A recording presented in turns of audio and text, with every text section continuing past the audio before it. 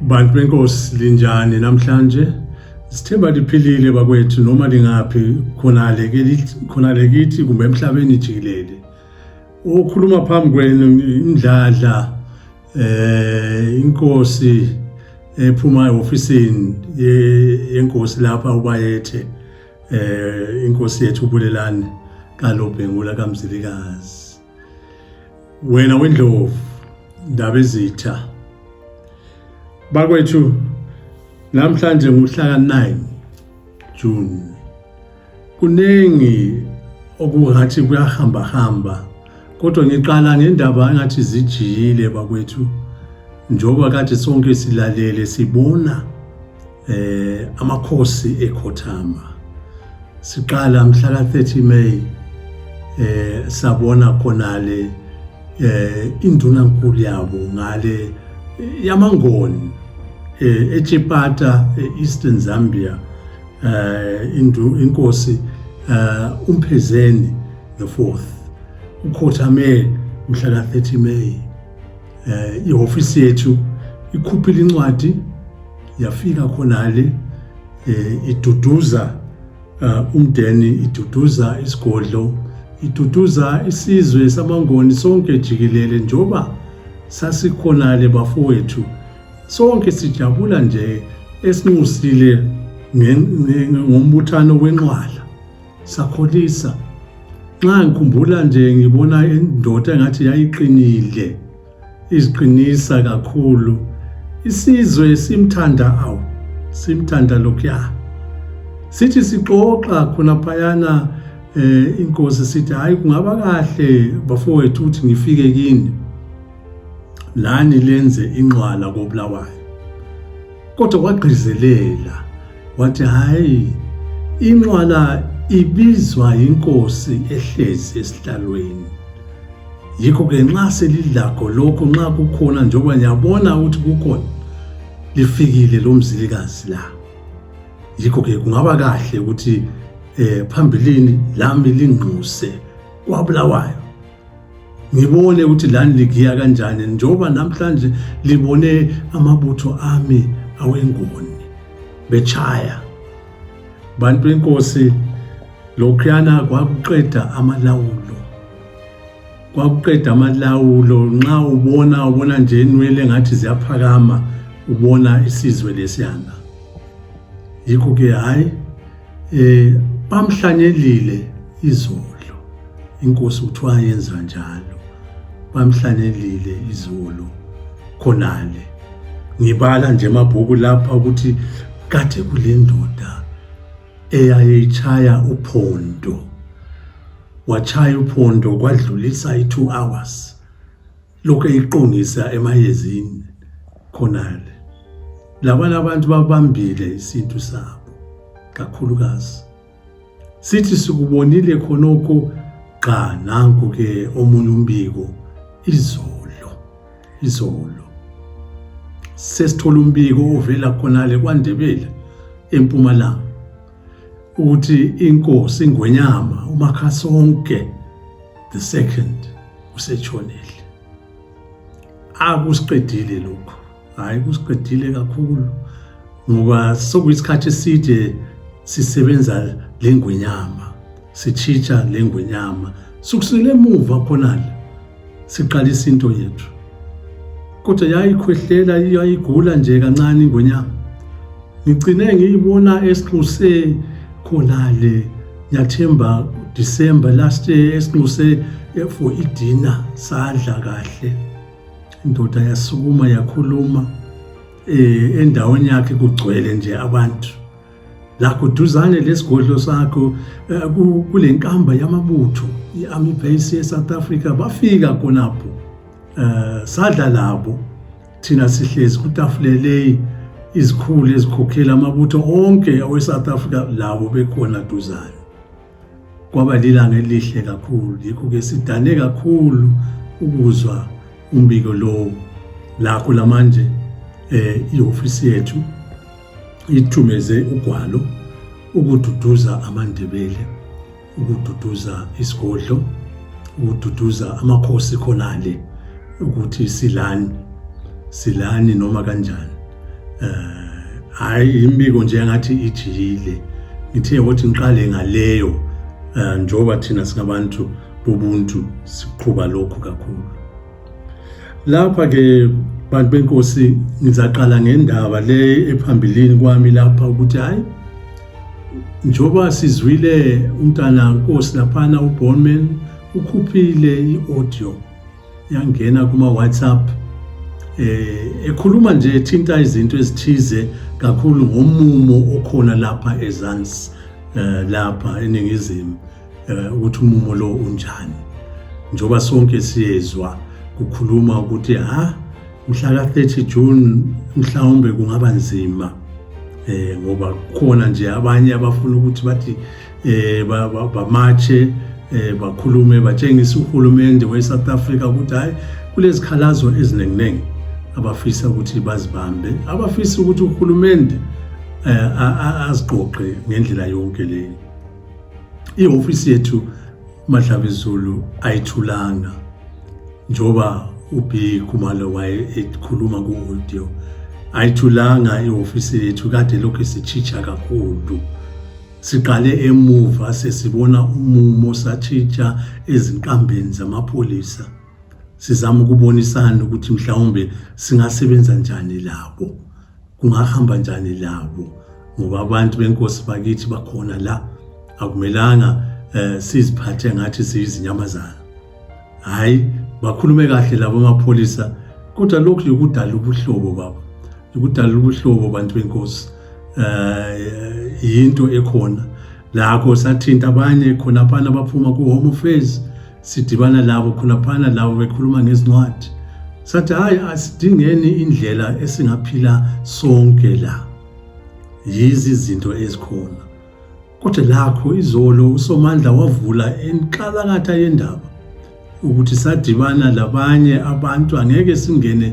phakathi kwenhliziyo yendaba njoba ihleze egudwini laphana kodwa siqedila ngalonke sikhuluma labantu abathize kungathi kuyathembisa lapha sesikhuluma ngeziphathamandla sibili lapha eSouth Africa eGoli ukuthi kungaba ngconywana ukuphila kwethu kodwa ngesilungu kuthiwa talks about talks inkulumo ezihlanyela ezinye inkulumo sesifike khonapho lathi kusiphathe ngendlela ephezulu nxa sesibona abantu benkosi beqhuqa sokunzima abantu abaningi ngale khaya balezihlobo la izihlobo lapha ziyasebenza ziyabamba lapha zenze lokhu lalokhu kodwa ziphilisa abantu ekhaya noma ungahamba ngaphi ezigabeni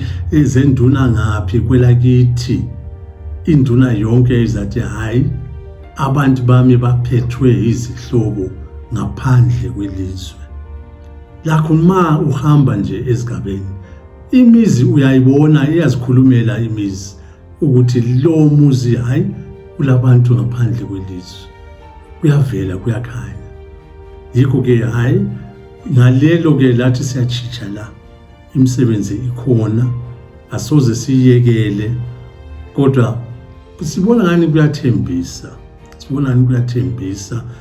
nxa sokungathi kuyalunga sizangena phakathi kwenhliziyo silitshele ukuthi hayi sokumenjani sokuhamba kanjani kodwa sisuke izolo lathi sonke nje sibonga uSomandla ukuthi wasiphawulela into enhle ngendlela le sizayikhangela nxa iqhubeka sizabuya futhi sibike kini khonapho ngicina ngendaba yethu leyi yomumo okhona lapha eZansi ngicela kakhulu ngapho ekhaya ukuthi abanye abadala abathanda ukuxokozela kakhulu asosikhathi sokuxokozela inkosi isikhona ihlezi esigodlweni izinto esizibamba kathesi zipanzi zinkulu kakhulu azisadingi ukuxokozela lokhuyana sabona ibhayisikophu enye abanye abadala bezondile bekhuluma izinto eziqatha, sithi hayi noma likhangela ukubangisa ubukhosi sithi hayi yekelani, ngoba khathesi sesiphethe okuningi okuzaphazamisa inhlalo zabantu lapha eGoli, ngenxa yokuthi ihofisi kudala iqalile ukusebenza, isisebenza. Pho kuzaphetha ngani nxa abantu bexokozela abantu benkosi lapha abalapha ezansi, kuphenduke kube nzima kibo? Bazalibonga njani badala? Bangalibonga njani ukuthi ngenxa yokuxokozela kwenu impilo zethu lapha eGoli sezinzima? Kuningi okukhona esingeke sikukhulume kubhayisikophu, asihlalanga, kodwa lakho siyananzelela ukuthi lani ngapho kuningi elingakuboniyo, elingakwaziyo ukuthi kuyaqhubeka la. Isicelo sami esikhulu ukuthi nganeno singahambi ngendlela le sokwadlula. Ubukhosi bukhona, ubukhosi obusebenza, sokusebenzela isizwe. Lingaxokozela lingenela indaba leyi, kuzathinta abantu nzima. Yilelo elingiphosayo elithinta ngapha kini bantu benkosi ngendlela leyi. Ngithibili-ke ngithinta indaba leyi iqonde ngale kubafowethu kwaZulu. Bafowethu, singabantu banye, sizabaza ibhayisikophu ebanzi ezangena phakathi kwendima yethu ngendlela enkulu, ukuthi lathi silibonise ukuthi njani singabantu abanye. Kodwa imbali yethu iyacaca kakhulu. ISilo uNdlongubani wayebamba kudala indaba leyi. La kwisilo esikhona esihlalweni hlanga lomhlabathi wesiZulu, la yokudala eyibambile layo. Bonke beyibamba ngendlela yokuthi singabantu abanye. Angeke uyehlukanisa umdladla labanye isihlobo esihlala khona leFreyard kwaZulu Natal. Singabantu banye. Eyami inkaba khona le iqhamuka khona le kini bakuZulu. Ngiyathemba lani la ngizwa nxa ngikhuluma, ulimi luyafanana, akulamehluko. Mhlawumbe singakhangela isizwe esibanzi, abanye balezithakazelo ezifananayo. Siyadobha umthethwa uNyambosi kwaZulu. Hawu, nangu umthethwa uNyambosi ukhona koMzilikazi. Pho siyabe sikhangela imizi leyo ukuthi iguma elidala yiliphi? Yilelana elisele kwaZulu, kumbe imithetho esilayo uNyambosi abakhona kithi yibo abeleguma elidala? Yikho-ke sihlangene ngendlela le. Sonke imbali sayazi ethinta iLembe, ethinta uMzilikazi kaMashobane, ethinta konke ukuthi kwahamba njani emuva, lakho ukuthi wasuka njani emuva.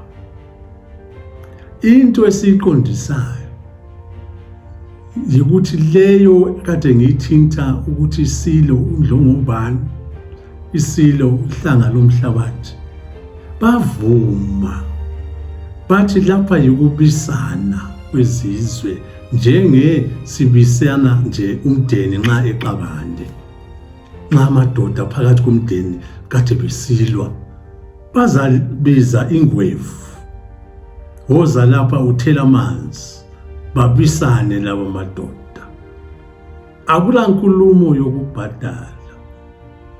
yikubisana, yikudala ubuhlobo, ukukhulisana. Inkulumo leyi bafowethu bakoZulu isikhatshana, iqale kudala. Thina singena silandelela inyathelo zabadala abahamba indawo leyi.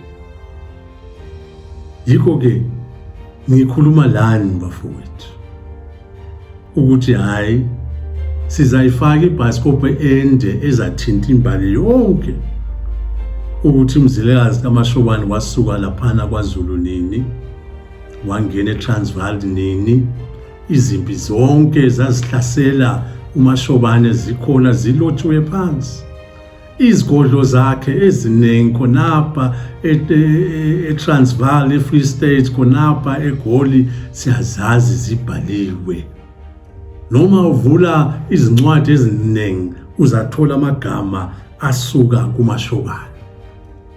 Thina lakho Zulu mawufika kithi khonale koMzilikazi uzathola amaZulu, uzathola amaSuthu, uzathola amaBhedi, uzathola izizwe zonke ezikhona la. Ngoba uMashobane wayehamba ebutha izizwe. Mhlawumbe uzathola isibongo sakho kithi khonale la umangali, uzibambe futhi uthi kade ngigijimisa isihlobo sami estradini eGoli, kade ngigijimisa ukhokho wami estradini eGoli. Usukwenze khonokho, impilo yakho ingaqonda yini?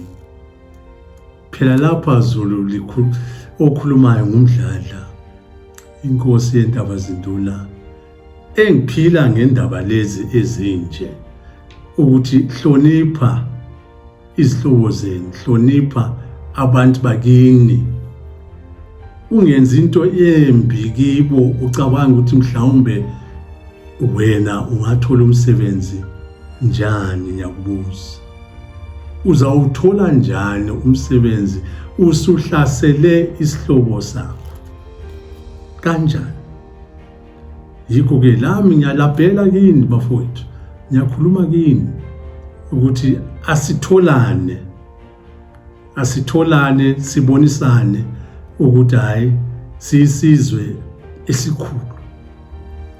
Ngivala ngokuthi sasikhona isandlwane, sabona isilo ihlanga lomhlabathi, sikhuluma sisithi hayi Zulu, laba bakaMzilikazi kaMashobane,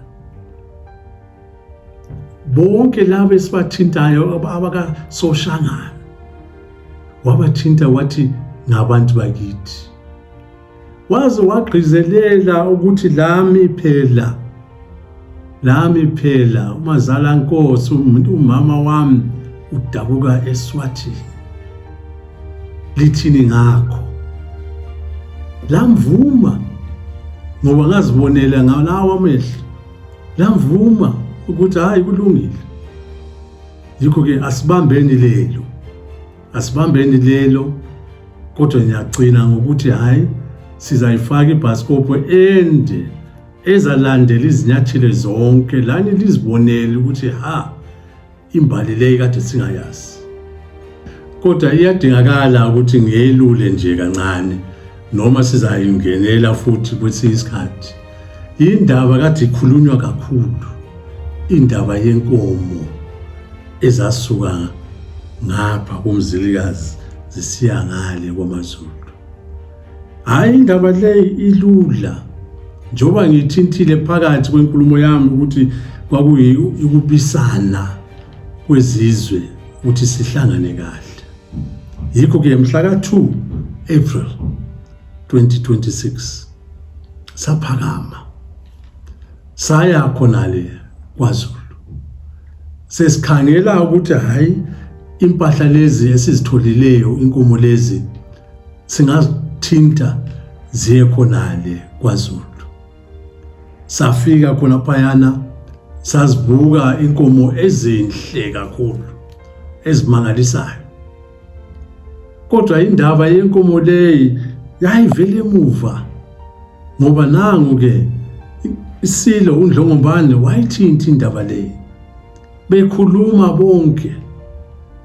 Indaba le ivela khatshana khona lemuva, bebonisana ukuthi hayi ngamasiko nxa sibisana senze kanjani. Baphosisa abadala, iSilo saphosisa sathi mhlawumbe singakhangela inkomo eziyi-6 kuphela ukuqalisa indaba yokubisana. Lamanje inkosi yahamba uNdlongobane, kwalandela inkosi entsha ihlanga loMhlabathi. Laso iSilo lesi esitsha sathi hayi ngiyayazi indaba. Laso saqamba ukuthi baphosisa mhlawumbe 6 ukuqalisa indaba le. Kodwa iSilo laso sikhuluma ihlanga loMhlabathi ukuthi hayi bomzilikazi siyabe sikhangela lezo 6 ukuthi sihlangane. Kodwa lathi oZulu sizakhupha ezethu inkomo, zimanyane lenkomo lezi ukubisana kwethu.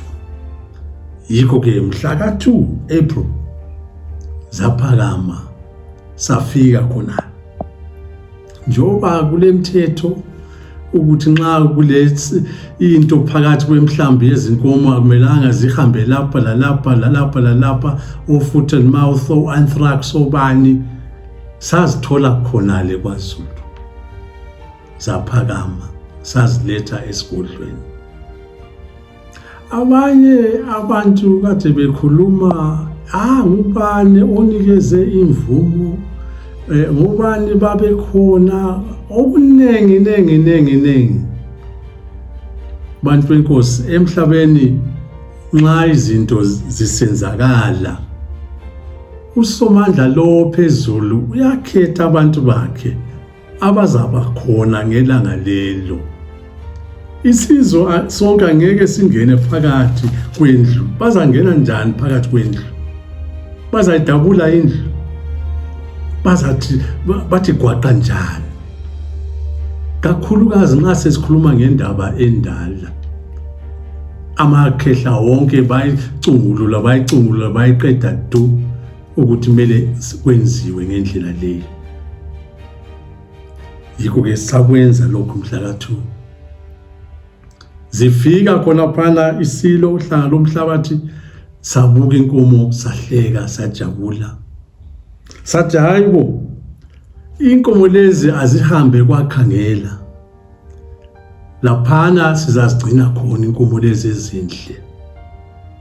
Lakho sesilalela inkulumo ezaphuma esigodlweni ngelanga elilandelayo, bathi iSilo savuka ekuseni sisiyebuka inkomo lezi ezivela komzilikazi.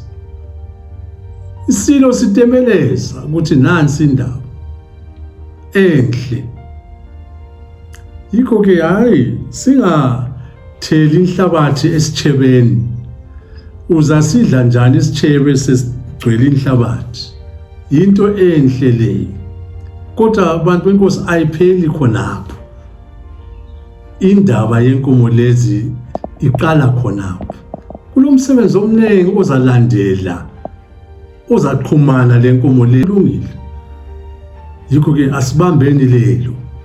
asibambeni lelo, kodwa ngiyagcina ngokuthi hayi sizayifaka ibhasikopho ende ezalandela izinyathelo zonke, lani lizibonele ukuthi imbali leyo kade singayazi. Siyabonga bantu benkosi, siyabonga kakhulu. Sizaqhubeka ngokukhulumisana ngendlela leyo. Siyabonga.